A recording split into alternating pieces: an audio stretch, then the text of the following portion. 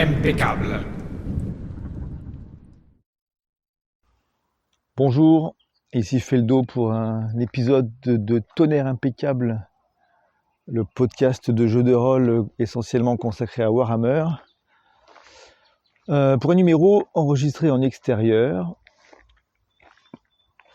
de nuit, comme ça se fait souvent dans mes marches autour de Montpellier, à la recherche d'une idée à exploiter pour notre jeu de rôle fétiche.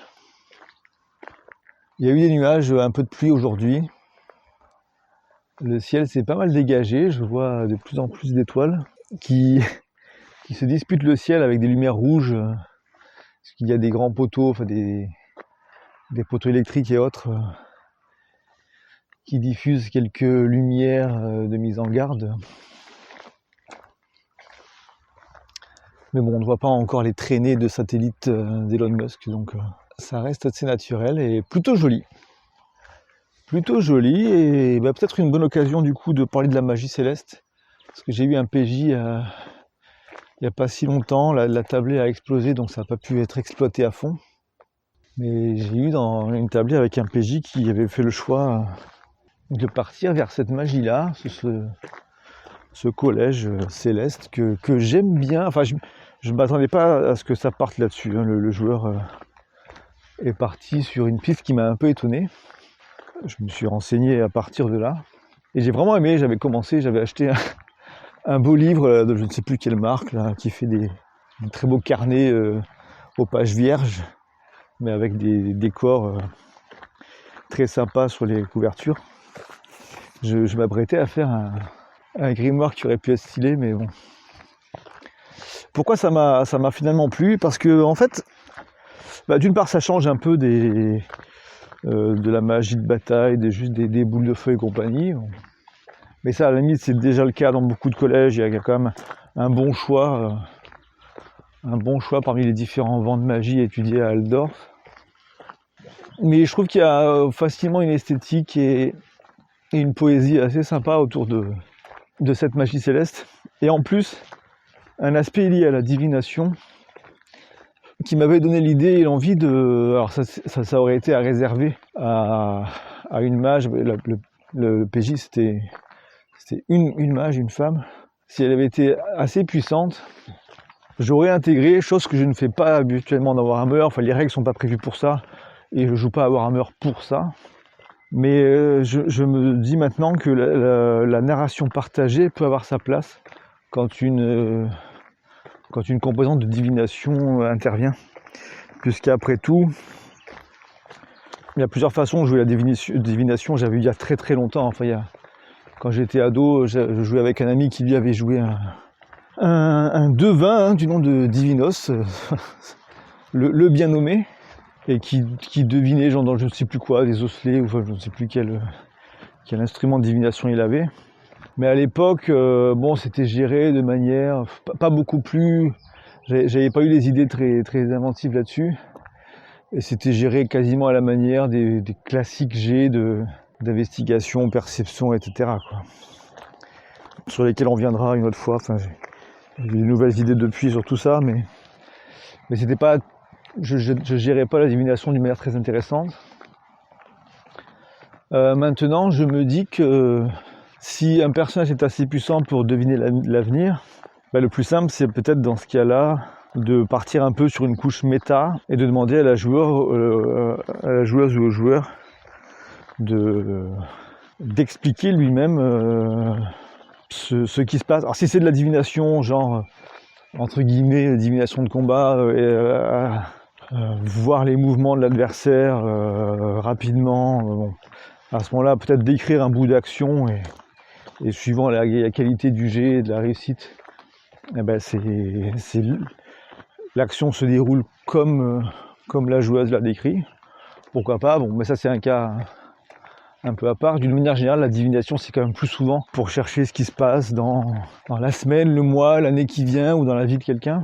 Et là il y a plusieurs façons de faire. Alors on peut simplement faire en tant que MJ classique un petit récit, une description, dire voilà, bah, tu vois ceci, et tu comprends cela. Et puis après, on voit pendant la partie plus tard, sur cette même session ou 15 sessions plus tard, si on retombe sur nos pattes avec quelque chose qui correspond. Ça peut être cool, mais c'est de la jonglerie un peu hasardeuse qui peut donner des bouts de scénario hein, qui font un peu forcer parfois, quoi. Si la tablée a un jour l'impression qu'on a fait des pieds et des mains pour retomber sur une prophétie faite 3 mois avant, ça peut être bien perçu, bien accepté, et tout le monde peut trouver ça amusant, mais ça peut aussi être décevant suivant comment ça se passe, c'est dur à maîtriser. Alors que si on partage la responsabilité et la narration là-dessus, surtout dans un jeu qui ne pousse pas vers ça généralement, je pense qu'on peut en tirer quelque chose de vraiment sympa. Donc je parlais des collèges, du collège Céleste. Ça peut être le cas, voilà, bah pour des 10 heures de bonne aventure. Toutes sortes de personnages hein, peuvent aller dans la divination, même les prêtres de mort aussi sont pas mal là-dedans. On peut aussi jouer sur la nuit des mystères, hein, qui est cette fête, cette journée particulière de l'année du Vieux Monde. Alors, c'est une fois par an, lorsque les 2 lunes sont pleines, le voile entre le monde des vivants et le monde des morts se fait plus fin et la divination est plus facile. Alors là, c'est une divination qui pousse plutôt, qui est plutôt tournée vers les défunts et leur savoir, leur omniscience potentielle. Mais... Parce que c'est vrai que voilà, suivant si on se tourne vers les étoiles ou vers les morts, suivant si on ouvre des entrailles de poulet, ou qu'on fait de l'astrologie ou de la taromancie, etc. On peut imaginer plein de variantes là-dessus, mais en tout cas, à chaque fois qu'il s'agit de divination à une certaine échéance, pourquoi ne pas demander peut-être soit une version des événements aux joueurs, soit 2 versions. Dans le sens où on pourrait demander on peut être initié, mettre une première graine en disant voilà, la joueuse pose une question sur le devenir d'un PNJ pour laquelle la tablée se demande si c'est pas quelqu'un de puissant qui est en train de trahir l'empereur ou ce genre de choses. Et bon là j'improvise, je sais pas, mais par exemple je dirais eh bien en consultant tes oracles habituels, tu vois ce personnage aux côtés de l'empereur, avec un visage tordu de douleur et complètement effrayé, alors que l'empereur à côté de lui est très largement souriant. Les deux sont côte à côte, mais semblent vivre une même situation d'une manière complètement opposée. Bon voilà, je ne sais pas du tout ce que ça peut vouloir dire, mais je présente cette situation à la joueuse et je lui demande d'agrémenter ça de 2 façons différentes. Comme si par exemple, si ce sont les rêves qui lui inspirent l'avenir, eh bien ça pourrait être des 2 rêves qu'elle fait alternativement, que son personnage fait alternativement d'une nuit à l'autre. Et elle pourrait me dire par exemple que dans un de ses rêves, il y a une suite dans laquelle un homme armé qui était sur le point de frapper l'empereur frappe à la place le PNJ suspicieux. Et elle fait un autre rêve, décrit un autre rêve dans lequel un enfant placé devant eux se voit adoubé, tout jeune, adoubé chevalier, pour le plus grand plaisir de l'empereur, mais aux grandes dames toujours du PNJ suspicieux. Encore une fois, c'est vraiment des scènes que j'invente là et pour lesquelles il peut être difficile de trouver un sens pertinent. Mais après, une fois que c'est là, la tablée sait qu'en tant que MJ, on a plusieurs pistes et qu'on va pas forcément chercher à diriger l'aventure vers quelque chose de très précis, ce qui pourrait supprimer le sentiment de liberté, etc. D'autant que s'il y a 2 pistes plutôt qu'une, mine de rien, je pense qu'inconsciemment, ça ouvre un peu plus la voie à l'idée que jamais 203, quoi. S'il y a eu 2 interprétations, pourquoi il n'y aurait pas encore une 3e, ce qui laisse encore plus de possibilités au MJ, tout en ayant quand même instillé cette idée que ce personnage devin voit une partie d'un avenir.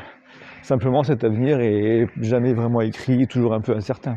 Et alors me vient l'idée que peut-être il serait possible aussi, du coup, pas forcément de faire des jets pour savoir si la divination est réussie. Ça, il y aurait peut-être moyen de l'intégrer de manière intelligente, mais là, dans les métiers, je vois pas trop.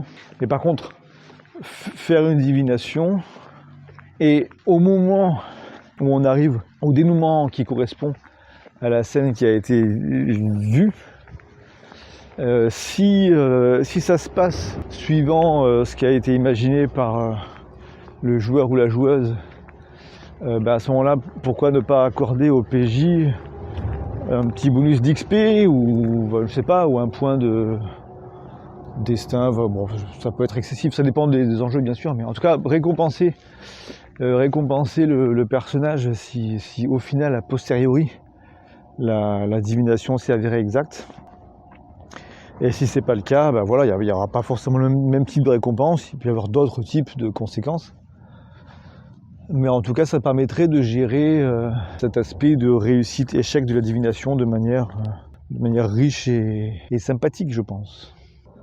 Et là, on pourrait me dire, mais pourquoi, en quoi c'est de la narration partagée? Pourquoi ne pas tout simplement s'arrêter à la première scène évoquée et sans demander à la tablée de compléter, d'enrichir?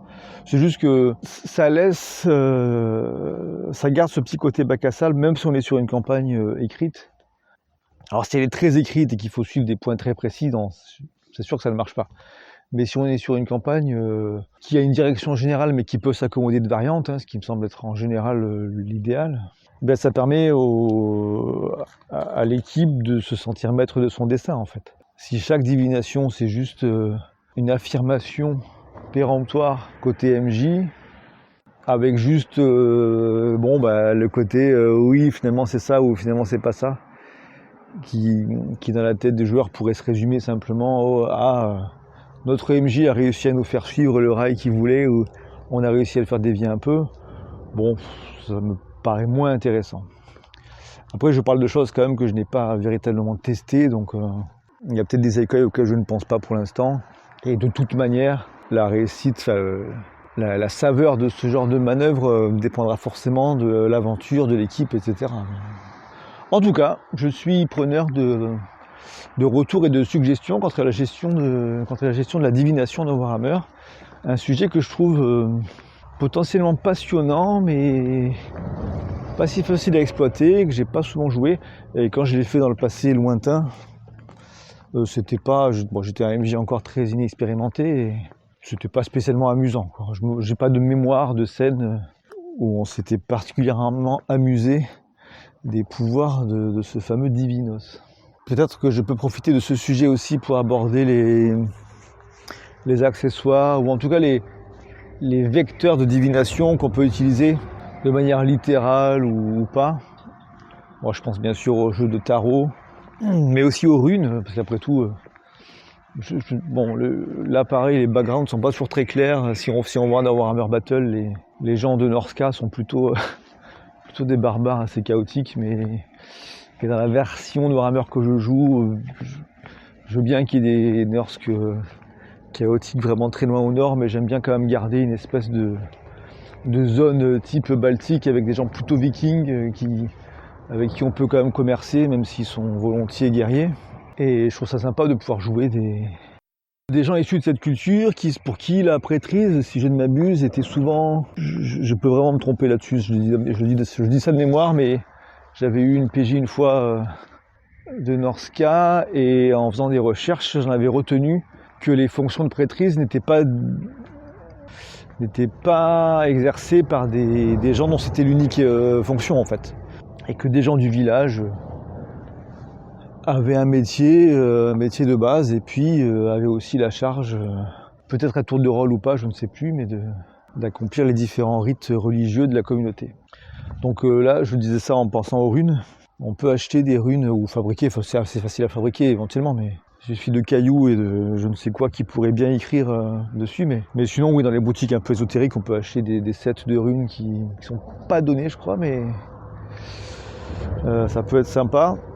Et tous ces vecteurs-là, c'est à double tranchant. D'une part, c'est très plaisant à toucher, à regarder, et ça peut donner un cachet particulier. Mais en contrepartie, ça demande de créer des règles spécifiques. Et puis surtout, ça incite les gens à s'en servir, quoi. Si quelqu'un achète des runes pour n'en s'en servir qu'une fois tous les 5 scénars, non, on peut pas trop imaginer ça, quoi. Donc soit c'est un système supplémentaire qui est rajouté sur la couche de gestion de la magie de base. Bon, personnellement, j'avais bien aimé la V2, mais la V4, je suis pas trop fan de la façon dont les sorts et les miracles sont gérés. Donc ça pourrait être une façon d'enrichir un peu cette partie-là, quoi. Et là-dessus, il n'y a pas de souci. Par contre, si on reste sur l'aspect divination, sans vraiment de personnages mages ou sorciers, mais voyants, voyantes, là, c'est un peu plus compliqué, ouais, parce que si on commence à rajouter de la voyance à toutes les sauces, à tous les scénars, à chaque session, d'une part, ça perd un peu de sa puissance et de sa saveur. Et d'autre part, ça devient très dur de tracer toutes les prédictions, de s'assurer qu'on retombe à peu près sur nos pattes, ou même si on ne cherche pas forcément à forcer le destin, ça peut être difficile de tout suivre et transformer l'avancée de l'équipe en un mini-mélo un peu bizarre. Et du coup, comment faire ? Ouais. Dans certains tirages de tarot, il y a plein de tirages de tarot différents. Mais alors je ne vais pas utiliser les bons termes, je sais pas, je fais ça encore une fois de mémoire, mais on tire une carte qu'on place à tel endroit qui parle de tel aspect de la vie. Bon, il y a des tirages qui sont plus par aspect de la vie et des tirages qui sont plus par période. Genre une carte sur votre passé, une carte sur votre présent, votre avenir proche, avenir lointain, etc. Et du coup, qu'on utilise des cartes de tarot ou des runes ou je ne sais quoi, ça pourrait être pas mal. Alors si on part sur une campagne, on peut faire un tirage au début de campagne avec différentes significations comme ça, tac. Quelque chose qui serait intéressant, je pense, pour que le personnage devin, pour que la personne qui joue ce personnage en tout cas, se sente investi d'un pouvoir qui lui est propre et qui pourra lui servir. Je pense que c'est quelque chose qui devrait être fait en privé et pas être à la connaissance des autres personnes de la table, hein. Mais bon, ça c'est à voir au cas par cas. Mais ce tirage de début de campagne donnerait une prédiction sur les rencontres proches, entre guillemets, un avis sur le groupe qui va être formé, une prédiction sur l'avenir dans la saison, parce que j'allais dire le mois ou je pense qu'il vaut mieux parler en termes très naturels, très ancestraux, donc dire voilà la prédiction pour la saison qui vient. Et ensuite une prédiction plus lointaine, mais avec un délai un peu nébuleux. Je pense que ça peut être pas mal. Et là, on repartirait sur l'idée que ce serait un partage des tâches. Vu que c'est un tirage secret, la joueuse qui a fait ce tirage va avec nous essayer de jouer là-dessus de manière plus ou moins discrète pour arriver à faire correspondre ce qui a été vu, ce qui a été tiré avec ce qui va se passer. Et entre deux sessions, faire des petits points régulièrement pour voir comment le personnage voit la chose.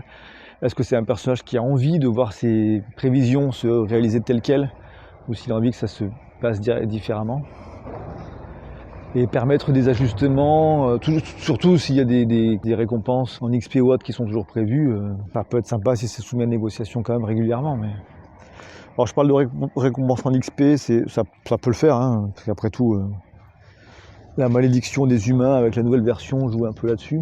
Mais on peut aussi imaginer des récompenses en termes de relations avec des esprits ou des capacités nouvelles dans ces arts divinatoires, etc. En plus de ce jet en début de campagne, on pourrait imaginer des jets en début de scénario ou de session qui auraient un peu le même but, mais forcément un peu plus micro. Par exemple, Un tirage qui dirait, hop, en 3 choses, vous allez vivre une situation... je ne sais pas quel terme utiliser, mais en gros, un tirage qui va concerner le prochain combat, un tirage qui va concerner la prochaine bonne nouvelle, et un tirage qui va concerner la prochaine mauvaise nouvelle, quoi, des trucs dans ce genre-là. Ça peut être rigolo aussi, je pense, ou alors la prochaine rencontre marquante, etc. Et je pense qu'avec tout ça, il y a de quoi déjà, rien qu'avec ça, gérer la divination de manière sympa.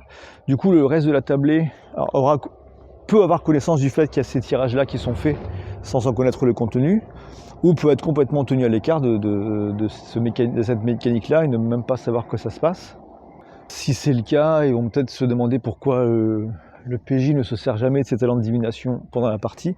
Du coup, pourquoi ne pas autoriser aussi des petits tirages sans grands enjeux qui sont faits en pleine partie, qui seront là du coup souvent à la demande des autres personnages qui voudraient connaître leur avenir, etc. Là, je peux pas me lancer dans des théories là-dessus, ça devient très précis, ça dépend beaucoup de l'équipe, mais pour finir, je pense que j'ai fait un peu le tour du sujet pour l'instant, mais comme Warhammer revient tôt ou tard ou souvent vers le combat, et que beaucoup de carrières, en montant un peu en puissance, finissent par avoir une utilité dans les fights, même si c'est pas leur but premier. En termes de divination et de combat, je pense qu'on peut facilement imaginer des bonus donnés au reste de l'équipe en termes d'initiative, voire d'esquive. Et là où ça peut être intéressant, c'est qu'on pourrait aller, avec ce type de pouvoir, jusqu'à autoriser des esquives de choses qui ne sont pas évitables autrement, à savoir les tirs d'armes de jet, quoi, de flèches, de balles, etc. L'idée étant que, tout simplement, hein, si on a l'information une demi-seconde ou une seconde avant qu'un tir va être effectué sur notre pauvre personne, on peut se jeter à terre.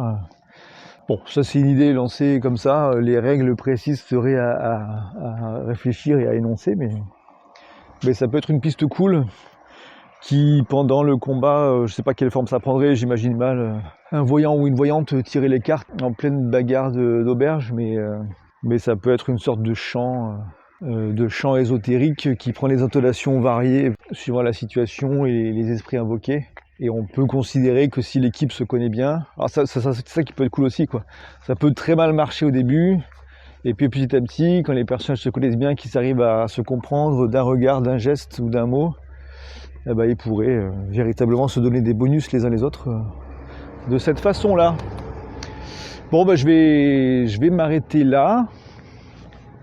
Et puis je vous dis au revoir, à bientôt. Tchuss!